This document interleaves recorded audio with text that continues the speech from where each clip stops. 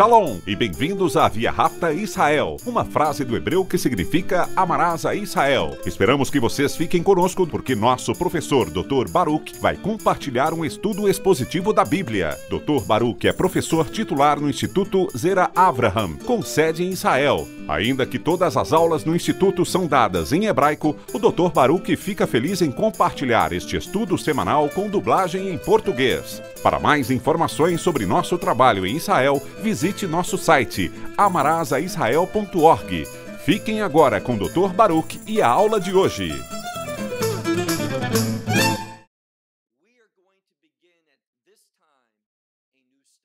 Neste momento, vamos começar um novo estudo. Um estudo de duas epístolas.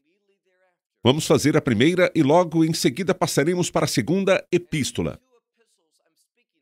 As duas epístolas das quais estou falando são 1 Timóteo e 2 Timóteo. Muitas vezes, elas são chamadas de epístolas pastorais. Muitos também incluem Tito como epístola pastoral. Está tudo bem, mas para nosso estudo, vamos começar hoje com 1 Timóteo, passando por todos os seus capítulos e depois indo para 2 Timóteo. O que encontramos aqui é que há muita sabedoria, muitas instruções de Deus que inspirou Paulo a escrever e enviar ao jovem Timóteo para que a liderança de Timóteo pudesse ter sucesso nas igrejas, nas congregações, onde ele era responsável, onde ele liderava, onde ele supervisionava. As epístolas a Timóteo contêm sabedoria e instrução divina para nós ainda hoje. Quero ainda dizer que vamos encontrar muitas coisas que estão sendo ignoradas hoje, contra as quais as pessoas estão se revoltando. Nós não estamos aqui para fazer o que é aceitável aos olhos dos homens, como as pessoas pensam e o que elas acreditam que deve ou não deve ser feito. Isso não compete a nós, não é nossa função. Nós vamos compartilhar o que Paulo escreveu, tendo sido inspirado pelo Espírito de Deus.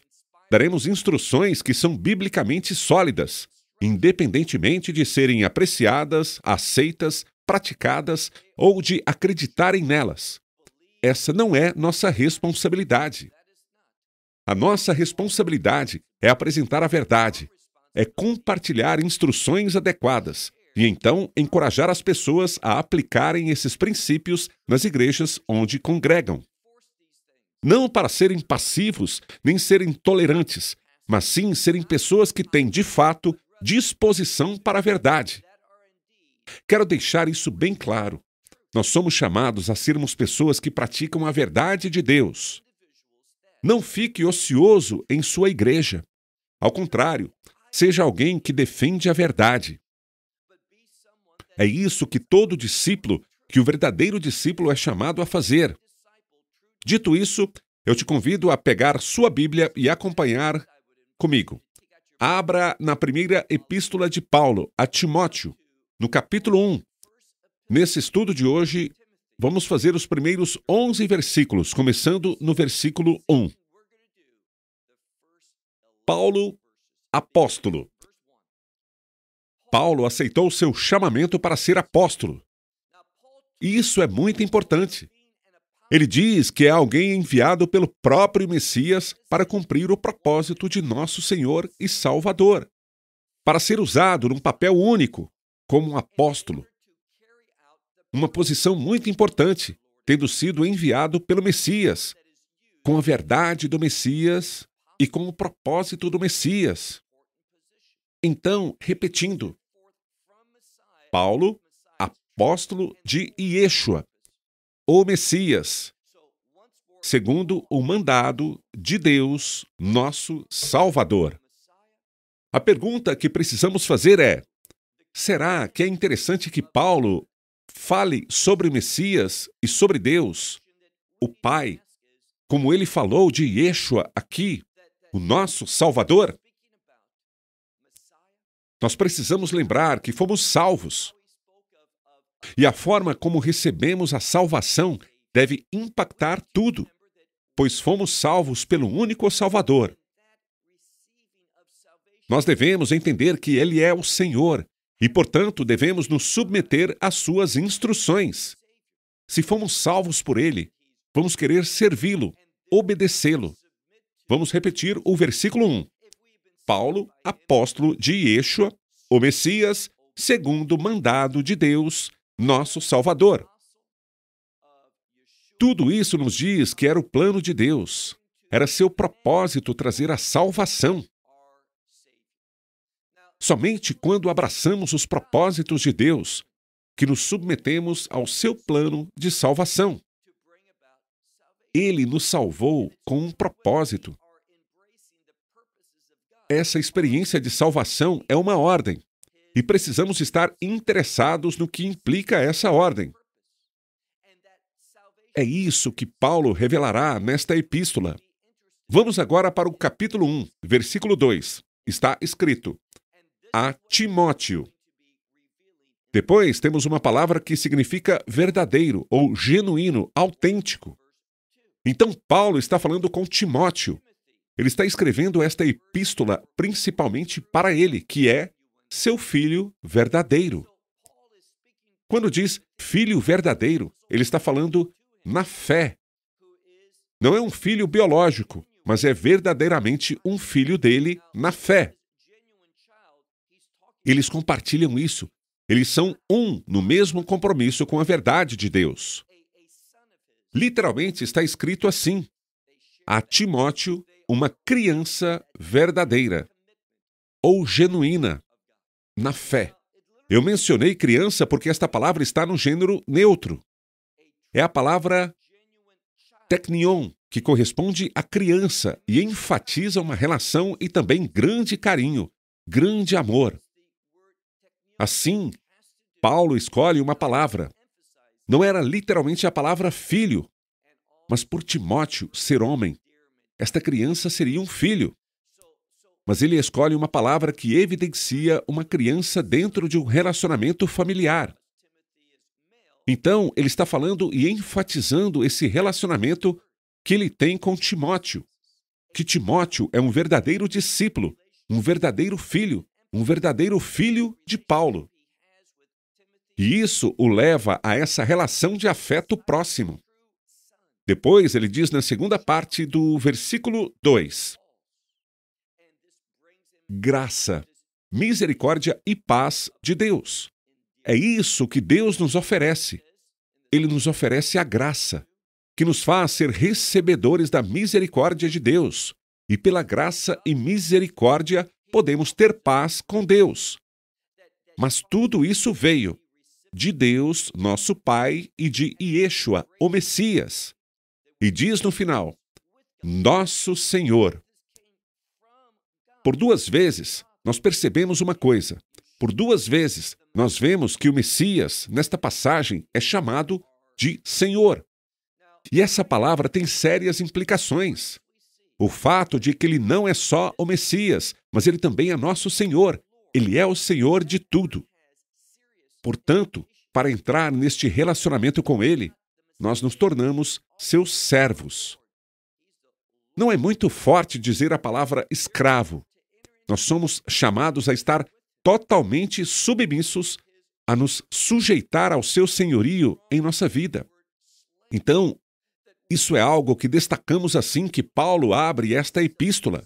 E acho que é enfatizado por aquilo que Paulo vai destacar, principalmente nesta próxima parte. Ele diz no versículo 3, assim como eu. E a palavra usada dá a ideia de implorar ou exortar. É uma palavra que sugere um encorajamento muito grande. Então, Paulo está escolhendo suas palavras com muito cuidado, sendo inspirado, claro, pelo Espírito Santo. E ele diz: assim como eu te implorei, eu te peço que permaneça em Éfeso. Depois ele diz, enquanto ia para a Macedônia, ou seja, ele ia para a Macedônia.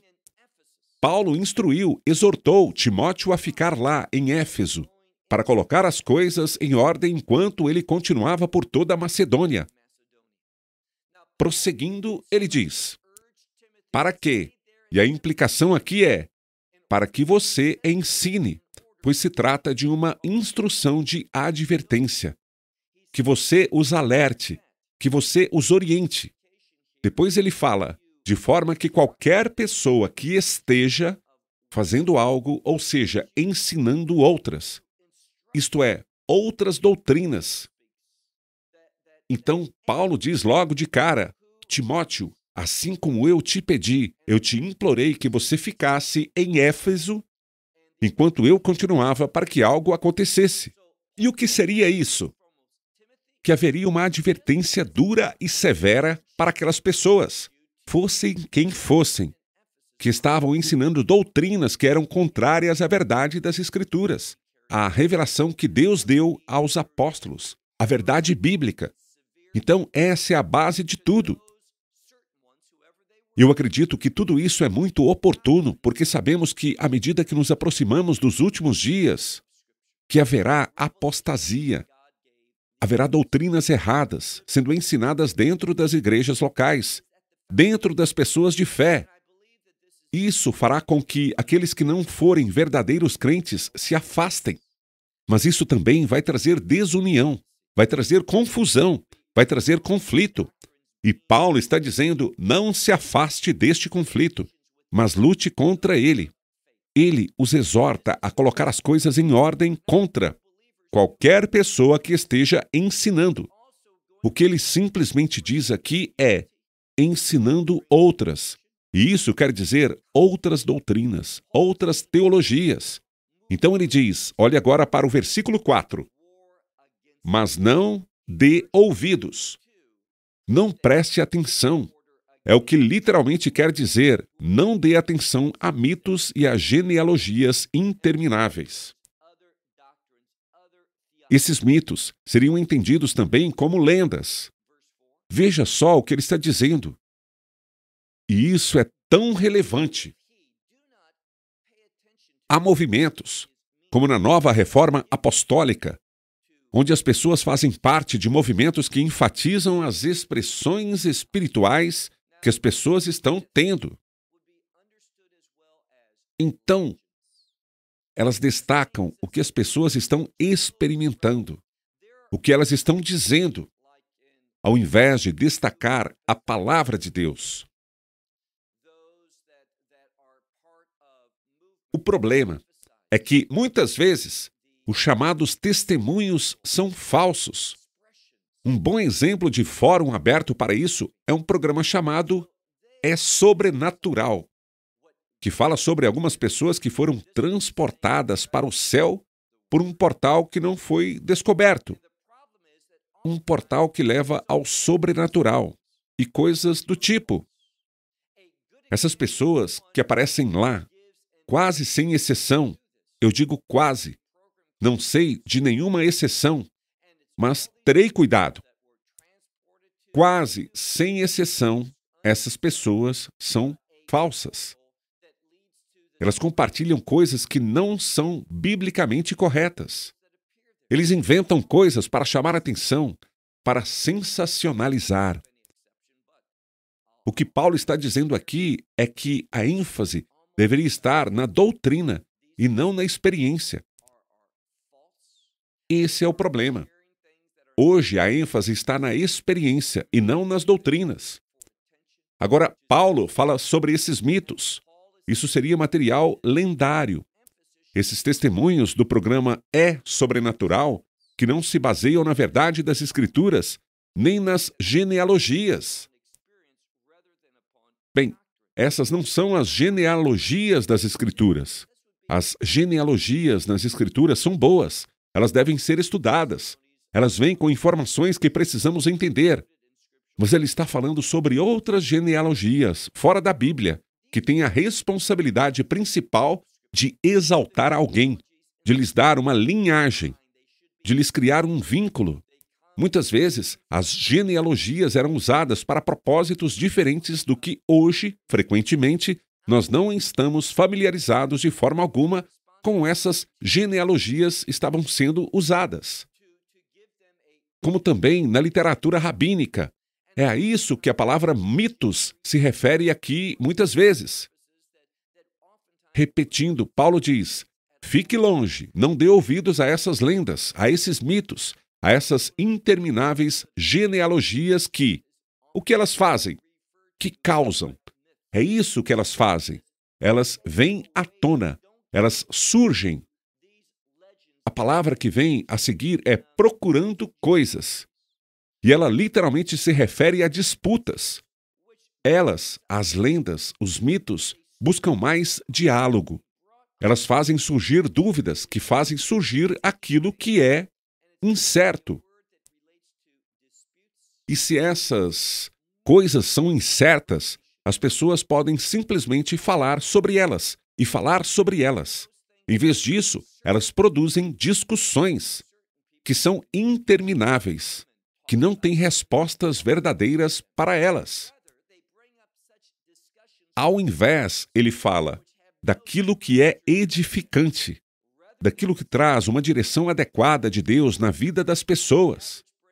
Algumas Bíblias traduzem essa palavra como edificação, ou como gerenciamento, administração.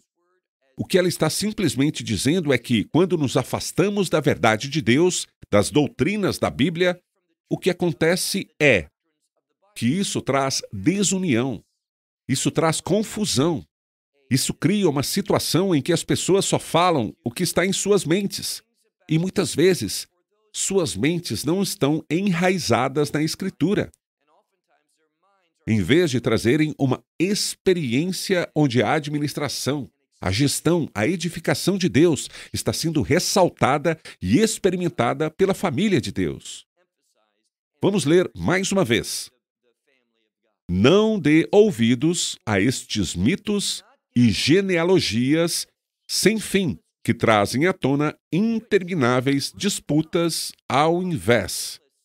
É isso que é certo. Ao invés, nós devemos ter a administração, a edificação de Deus na fé. Compreenda que a palavra fé está relacionada à verdade. Então queremos a verdade. Isso é o que queremos enfatizar. Porque a verdadeira fé é edificante. Ela provoca uma condução piedosa adequada. O agir de Deus entre os membros de sua congregação. Versículo 5. Agora, qual é o objetivo? Aqui nós temos a palavra telos. Telos pode ser traduzida por fim.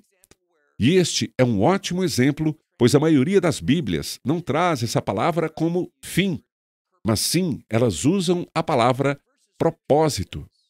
Há um versículo da Escritura que diz, o fim da lei. Mas, na verdade, é o propósito, o objetivo, a finalidade da lei. Não um fim, como em determinação.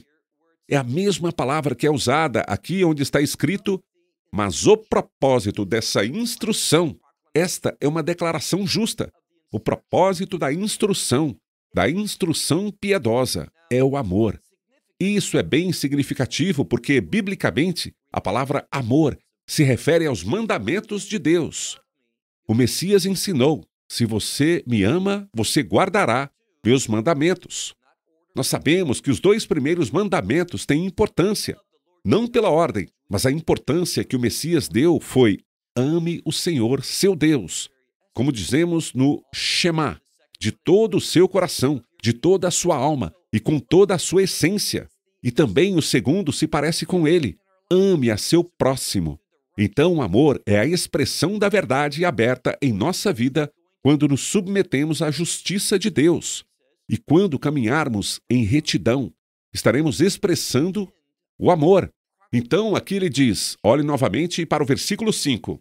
Mas o propósito da declaração, da instrução ou do mandamento, nós poderíamos também falar assim, é o amor de um coração puro, de uma boa consciência e de uma fé sincera.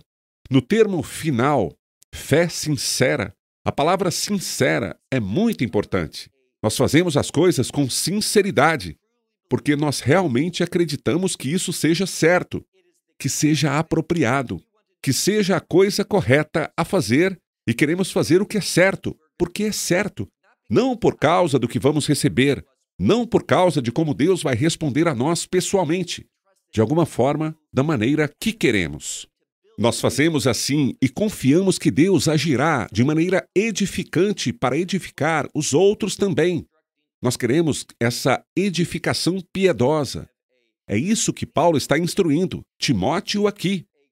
Então, aqueles que têm um coração puro, aqueles que têm uma boa consciência e os que têm uma fé sincera. Versículo 6. No entanto, houve alguns deles fizeram algo. Está escrito, errando o alvo. Ou seja, não chegando a esse objetivo, não chegando àquela palavra telos, ao objetivo, ao propósito. Eles perderam isso. E como isso é triste. Novamente, Paulo está instruindo Timóteo. Você precisa colocar as coisas em ordem. Não deixe essas discussões intermináveis sobre doutrinas que não estão baseadas na Escritura acontecerem. Essas genealogias intermináveis, essas fábulas, esses mitos, essas lendas que as pessoas escreveram, que se tornaram parte da tradição oral, do folclore rabínico. Não deixe essas coisas acontecerem. Nos dias de hoje, seria o folclore carismático. Isso não quer dizer que sou contra os que são da comunidade carismática, mas sou contra quando vemos frequentemente, dentro dessa comunidade, uma ênfase na experiência e não na verdade. Assim, Paulo diz, há alguns que se desviaram e se afastaram. Eles saíram de onde deveriam estar. Então, eles erraram o alvo, se afastaram e se entregaram a, veja o que está escrito, a discursos vãos. Ele está se referindo aqui a discursos sem a relevância do propósito de Deus. Ele fala sobre o discurso de um ocioso, um discurso que não considera um profeta, da perspectiva de Deus. Deus não está satisfeito com esse tipo de discurso. Retornando, eles se afastaram, eles erraram o alvo. O que significa que eles não obedeceram ao que Deus queria que eles fizessem. Eles perderam esse objetivo, essa meta. Como eles perderam? Porque eles deram as costas a isso para este discurso ocioso e inútil. Versículo 7 agora. Querendo ser mestres da lei. Agora, eles estão querendo ter a autoridade. É a isso que mestres da lei realmente se referem. Àqueles que querem governar. No livro do Apocalipse, há um grupo de pessoas tipo Nicolaítas. Nicolaítas vem de duas palavras, e estas vêm da palavra Niqueio, que significa vitória, ou conquista, e da palavra Léo, que significa gente. Os Nicolaítas, então, eram pessoas que queriam dominar, conquistar as pessoas. É disso que está se falando aqui, com aqueles querendo ser mestres da lei, mas não entendem nem o que estão dizendo, nem aquilo que é adequado, o que afirmam. Sem dúvida alguma. Então, eles afirmam coisas corajosamente. Eles garantem que essas coisas são verdade, quando nem sabem o que estão falando. O tempo todo, vemos pessoas falando sobre algo e você consegue ver que eles estão respondendo à pergunta. Eles estão lidando com esse problema mais baseados em si mesmos. Em vez de terem passado horas e horas de estudo, horas em oração, refletindo sobre a Escritura, buscando a orientação de Deus, buscando pela unção do Espírito Santo e nos ensinando, nos revelando a sua verdade. Mas eles não fazem isso. Eles querem ser mestres da lei, mas sem entender o que dizem e nem se preocupando com as coisas que afirmam com tanta coragem. Versículo 8. Nós sabemos. Veja o que Paulo diz aqui. Nós sabemos. De quem ele está falando? Dos verdadeiros crentes que estão interessados na verdade de Deus e na edificação de Deus, estando nós mesmos e os outros dentro da casa de Deus. Ele diz, mas nós sabemos que a lei é boa se alguém dela usa legitimamente. Ou seja, ele está querendo usá-la licitamente. Ele tem o propósito de um resultado piedoso. Então, observe o que ele diz. Mas nós sabemos que boa é a lei se alguém tem um propósito legítimo para ela. ele deseja usá-la legalmente. Por que isso? Para expressar o amor de Deus. Você entende que a lei de Deus, a Torá de Deus, nos é dada para que possamos expressar o amor de Deus que recebemos de volta para Ele e para os outros? Essa é a estrutura, esse é o objetivo da lei. É por isso que quando o Messias foi desafiado com a pergunta: qual é o maior mandamento? Ele respondeu: ame a Deus de todo o coração, alma, mente e força, e ame a seu próximo como a si mesmo.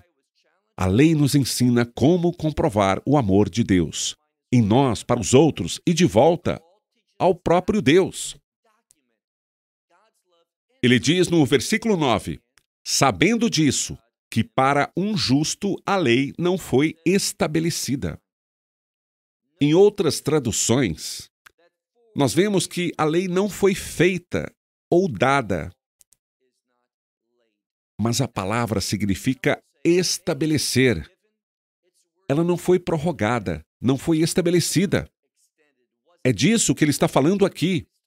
Então, para um justo, a lei não foi estabelecida, mas sim para os iníquos, os que são contra a mensagem da justiça, pois é para os iníquos e os que são insubordinados, isto é, eles são rebeldes por natureza, eles não querem ser submissos.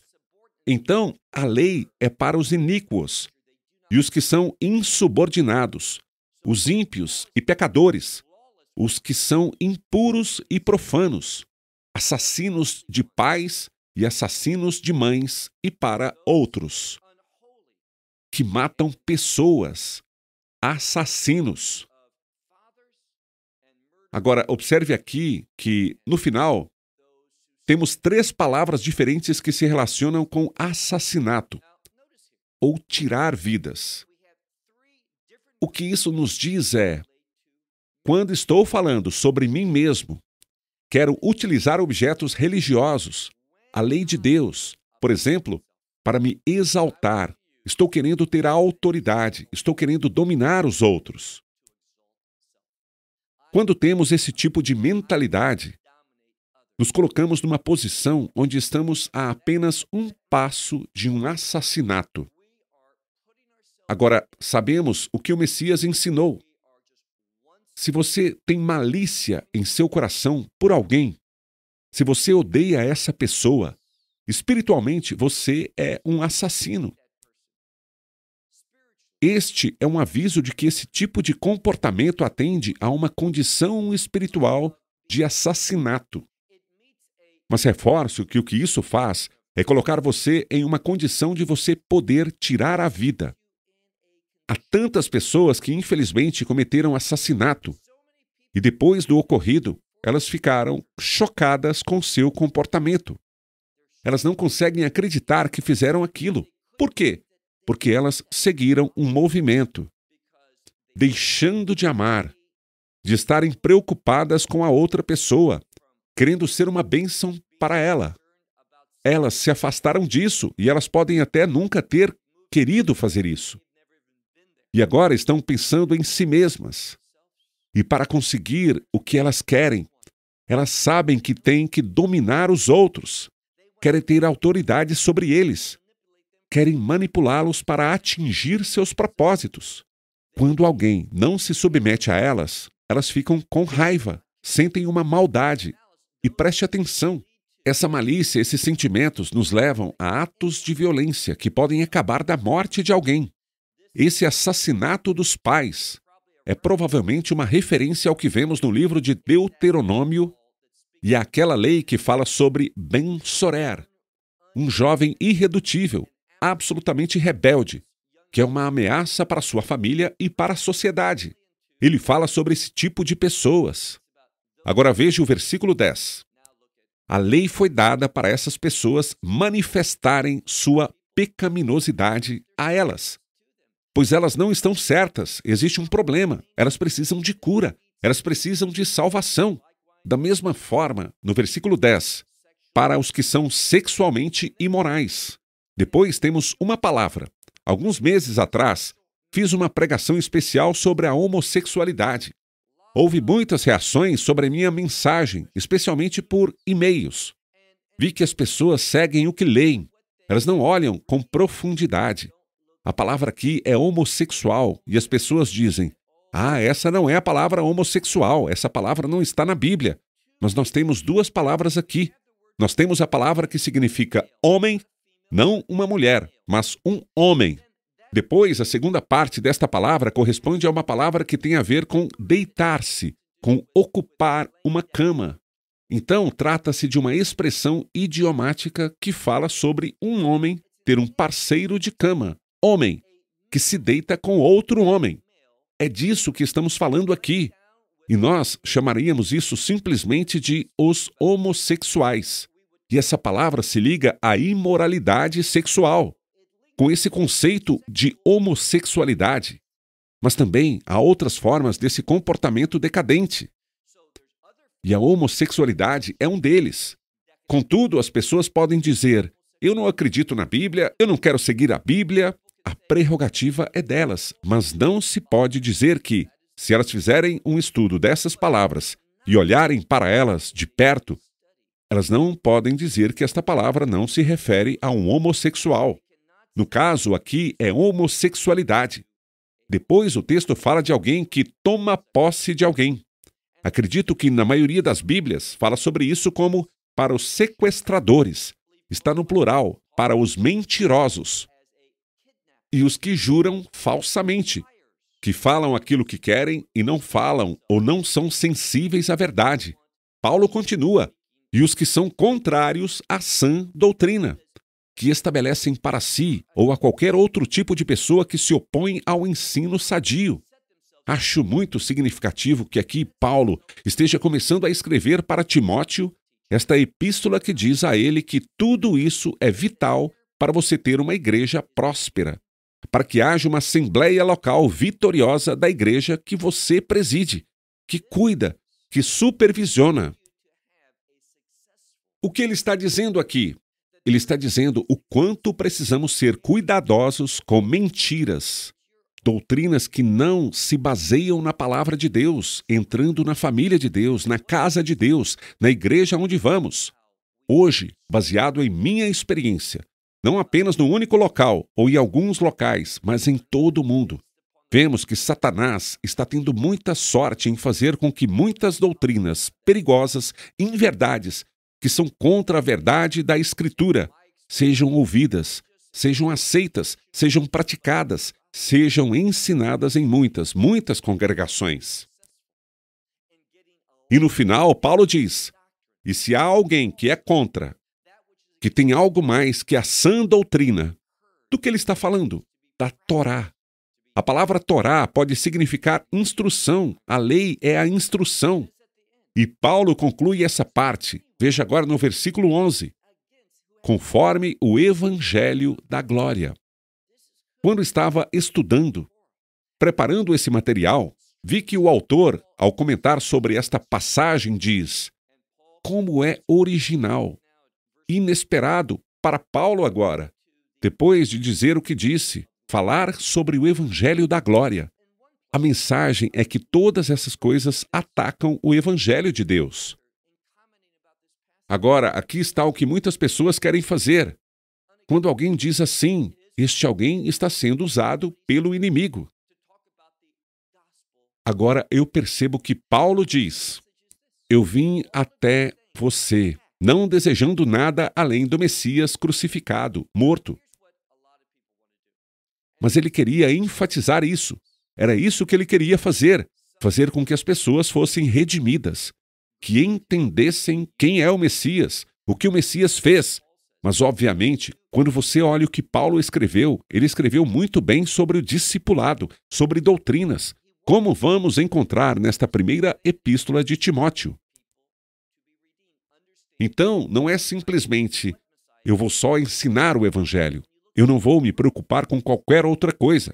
E aqui, quando uma comunidade diz: "Nós vamos nos concentrar apenas no Evangelho. Essa é a nossa principal preocupação."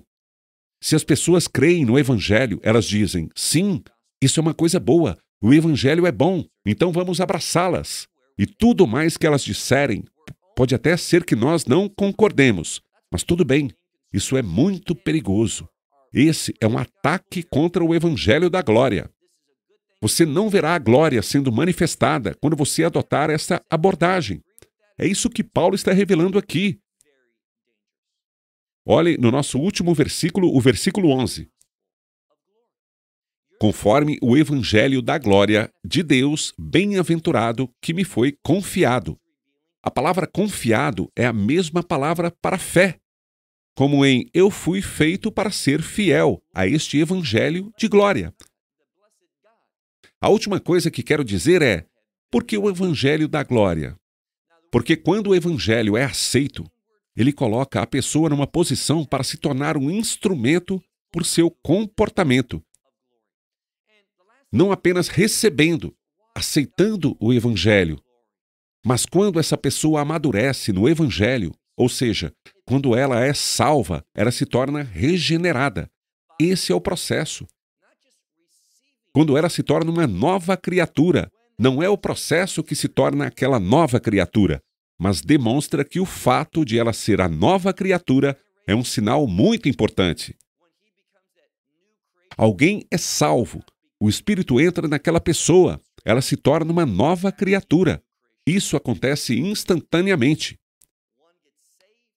Mas o processo de viver, de demonstrar essa regeneração e que você é uma nova criatura, esse é um processo para você manifestar, crescer e amadurecer e ser instrumento da glória de Deus.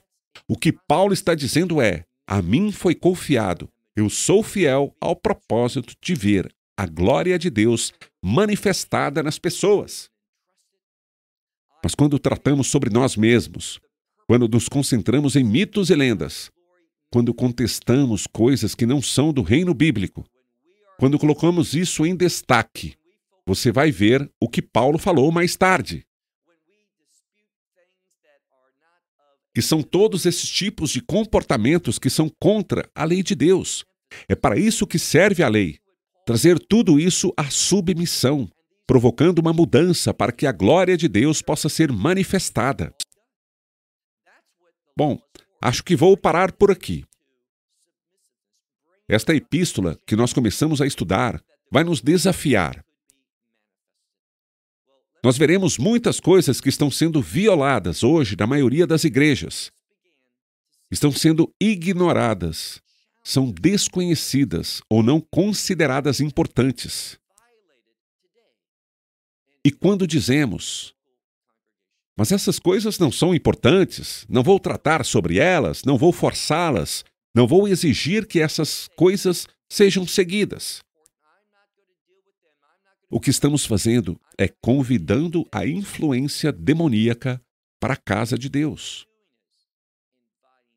Essa influência demoníaca vai se manifestar exatamente como nós vimos, pela imoralidade sexual, pelo que é impuro, pelo que é profano, por aquilo que é característica de alguém que jura falsamente, que não fala a verdade, não se compromete com a verdade, com aqueles que erram o alvo e se desviam. Dessa maneira, não estaremos seguindo os ensinamentos que encontraremos neste estudo nos próximos meses. Você verá que o inimigo fará um trabalho muito bom ao transformar a igreja local em algo que seja abominável diante de Deus. E encerro por aqui. Shalom, desde Israel. Stop at that point. Shalom from Israel. Esperamos que você tenha desfrutado da aula de hoje e que possa compartilhá-la com outros. Te convidamos a participar e nos acompanhar a cada semana, a esta hora e por este canal, em mais um episódio de Amarás a Israel. Para mais informações em português, visite amarasaisrael.org, onde encontrará muitos outros estudos realizados pelo Dr. Baruch. Até a próxima semana. Que Deus, nosso Messias e Yeshua, nosso Senhor Jesus Cristo, te abençoe durante a sua caminhada com Ele. Shalom, desde Israel.